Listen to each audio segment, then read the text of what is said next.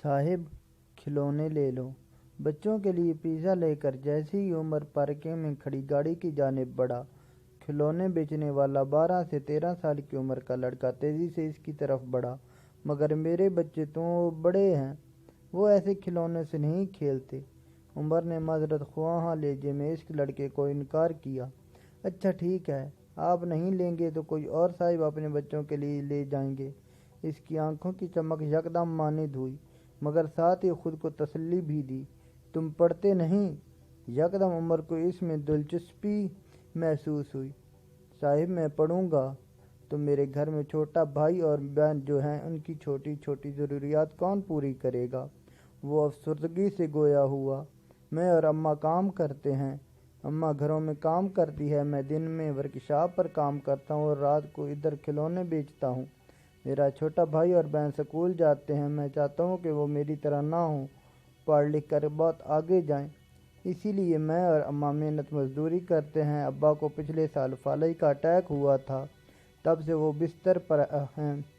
अच्छा ये रख लो। उमर ने बटुए से कुछ रुपए निकाल कर उसे देना चाहे। भिखारी नहीं हूँ, मेहनत करता हूँ, किसी के आगे हाथ नहीं फैलाता।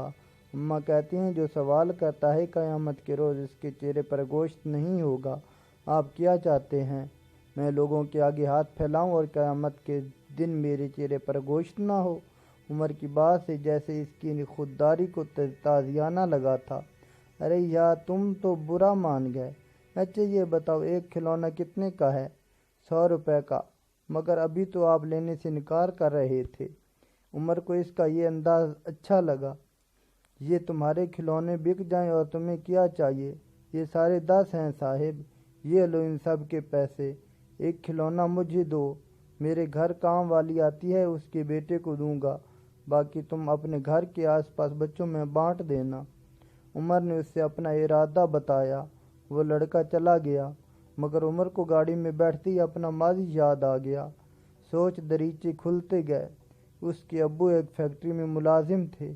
उमर उस वक्त 8वीं जमात में था जब उसके अब्बू की दोनों टांगें एक हादसे में ज़ाया हो गईं।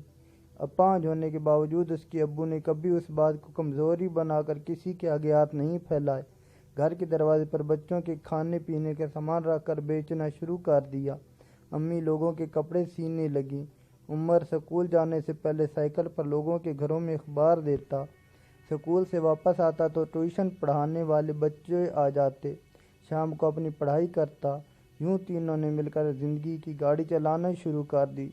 उमर ने MBA कर लिया तो उसको एक फर्म में नौकरी मिल गई। अम्मी ने अपनी भांजी से उसकी शादी कर दी। आज उसके 2 बेटे हैं जिन्हें वो मेहनत करने की तलकीन करता है। उसकी अम्मी अब्बू दोनों इस दुनिया से रुखसत हो गए हैं, मगर इनका सब्र, लगन और खुददारी आज भी उमर के हम कदम। जब भी आज इस लड़के को देखकर उसे अच्छा लगा कि आज भी ऐसे खुददार लोग मौजूद हैं। मोबाइल पर कॉल आ रही थी जो उसे माजी से हाल में ले आई। जी मेरे बच्चों, बस आया हूँ कुछ देर में। उमर ने मुस्कराते हुए बच्चों को कहा और गाड़ी पार्किंग से निकाल ली।